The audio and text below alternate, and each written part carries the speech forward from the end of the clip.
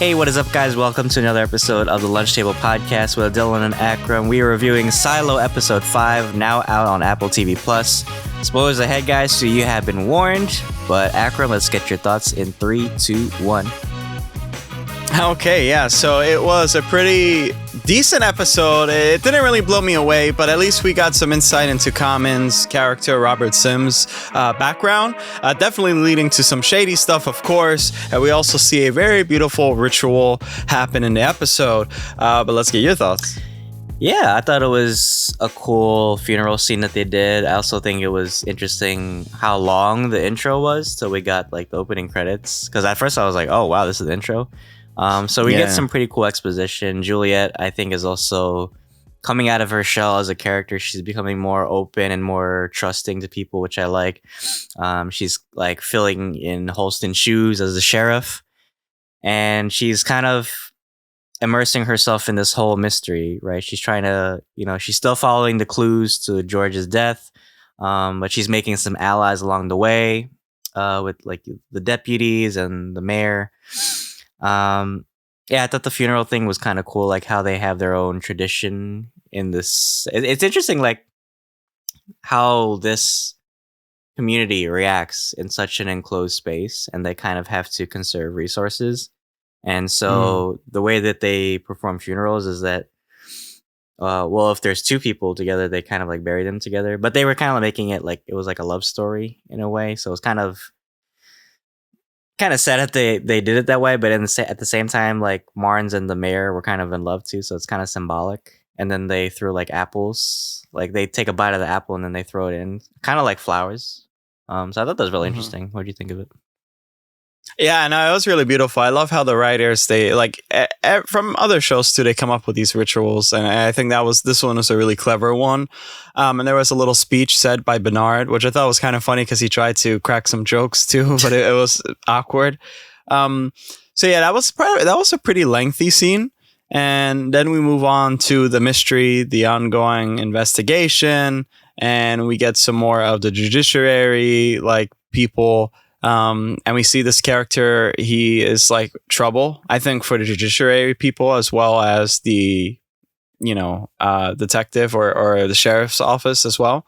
So yeah, let me get your thoughts on that whole fiasco. Yeah, well, first of all, was that Mayor Meadows that we saw in this episode that they went to? I think it was, because they keep mentioning her. Yeah.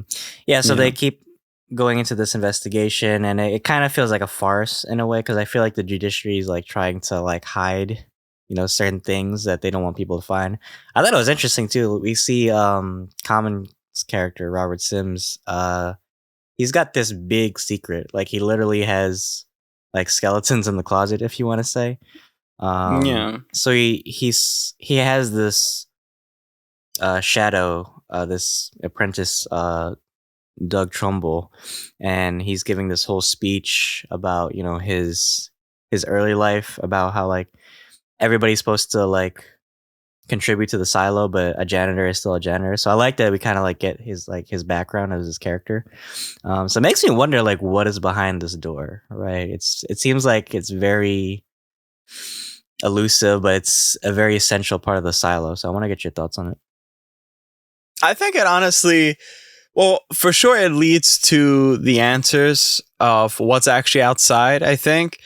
And then I also wonder if the objects over time that they destroyed were actually, in fact, destroyed. Perhaps that janitor's room is, instead of skeletons, is actually these artifacts that are left behind. They actually been collecting them for a while. And perhaps this is actually like a spy bureau. They call it judiciary, but maybe it's like a spy bureau, and inside there's people who has rooms and whatnot, and they just live in there or they visit that area.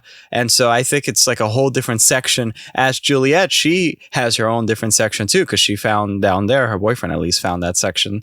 So I think the silo is a lot bigger than what the average person in there would think it is. So yeah, I think they're keeping their secrets. They just don't want people to be too rowdy. the judiciary, you know what they remind me of? The KGB. I think they're kind of like the KGB of this society. And it does touch on the certain themes and stuff. So I think that makes a lot of sense. Yeah, that's a good point. I was thinking that too. Like they're hiding like the relics, or it could be like maybe it's a library of some sort. Like that's where they have like all the knowledge and they just don't want people to find out about it. But you still need it like a record or an archive of like the past in a way. Because it's like if you want to like, you know, figure out how to like do agriculture or industrialization in a way, you still need like an archive of that.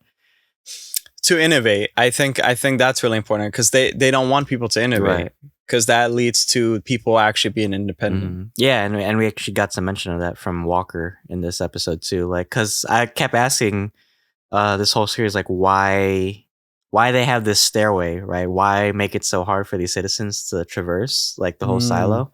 And it's in due part of this pact. They keep mentioning this pact, which is kind of like their constitution, and it says like they can't, you know, mechanize too much and they can't innovate, right? So I think it's intentionally to make people like stupider, right? Because the more they progress as a society, the more it probably becomes out of control. Because once you start making life too easy, then everybody like starts like overpopulating.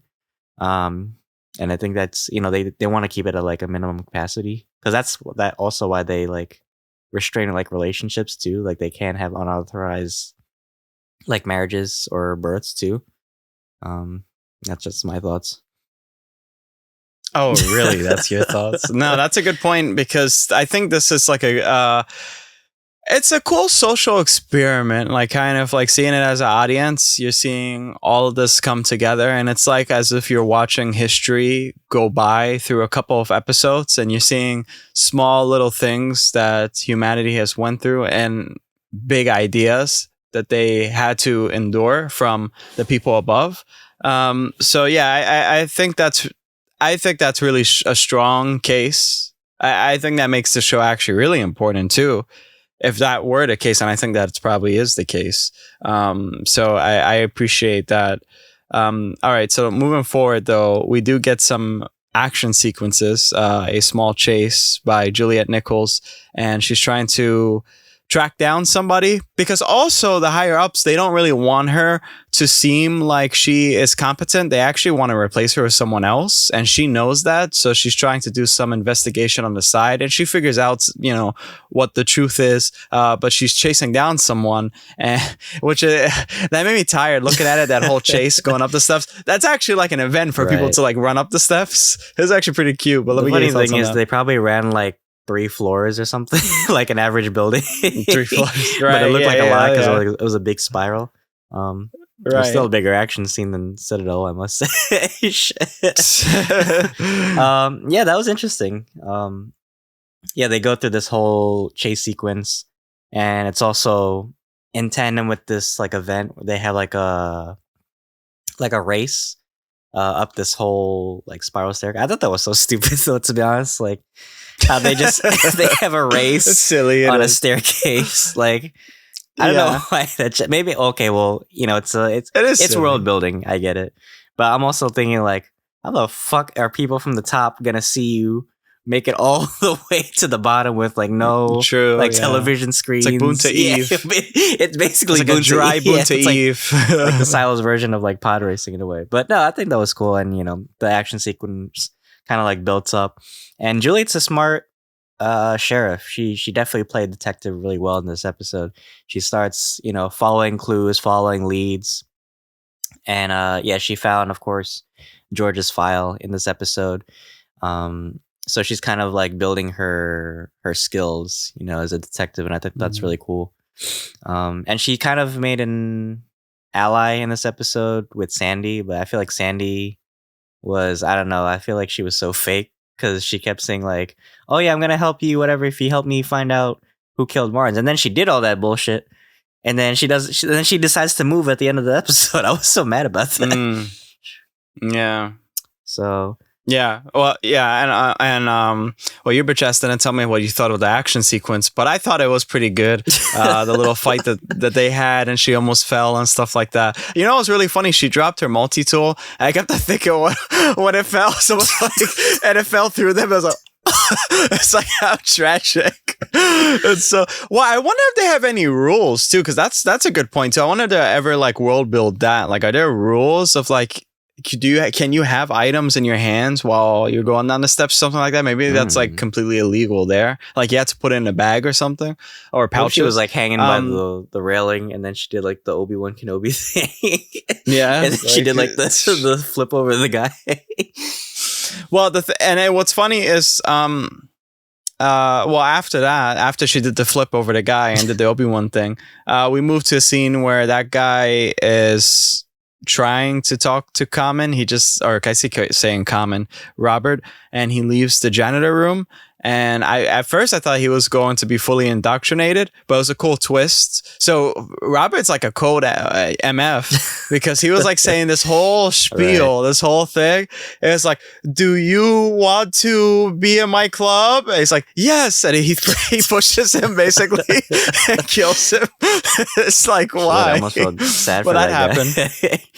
Yeah. Also, it must suck being the people at the bottom, because in the past, this must have, in this whole time frame of these episodes, this must be like a week.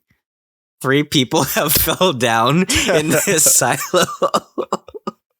No, you know what the bottom is like? It's like Jar Jar, better to die here than in the core. Because all the people from the top are dying, so like better to die here. That's why these motherfuckers haven't built like hammocks or like a net for somebody. That's an interesting thing.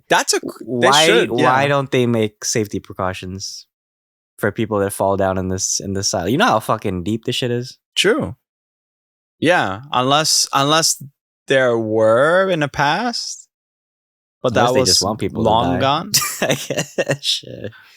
It could be. I mean, it could, all through all that work. Yeah, you might as well. Because I see some buildings that have those nets, like in case if somebody drops something and it catches it. Like that is true, unless that was removed back in the day. I feel like everything is really tied into themes somehow. It's just like we're not getting the full picture until episode 10, I think, or episode 8 or 10. We'll actually get the full picture. And also what I'm interested too is seeing like what's going on with the outside stuff, because now it seems like they're kind of forgetting about that. I want to see more like, you know, what's gonna happen with the outside. Like, why are you like not talking about that too much? I think in due time. But it's also kind of weird too, like how certain set designs have windows for some reason. You ever notice that? Oh, like what do you mean? Like the camera window office, or just a window? And then there was like one room where Robert was. They have like these like slatted windows, and there's light coming from. Like, where the fuck is the light coming from if they're underground, right? Oh, that's Unless true. It's like a light fixture or something to make it seem like it's outdoor. Also, I thought it was probably I thought it was interesting too. The whole the guy in the cafeteria, and he's kind of like curious about the stars. Though, yeah. You know, that's one thing I think this show does really well. It's like seeing how devolved humanity is, but there's somehow like an innate like curiosity, right? Yeah, like you can't remove that from something humanity. Beautiful. Yeah, that's something beautiful, and it's crazy how they don't know what stars is, or they never noticed. For all they know, they're like inside a tomato soup can or something, and they look at the stars. I thought it was really beautiful, but also.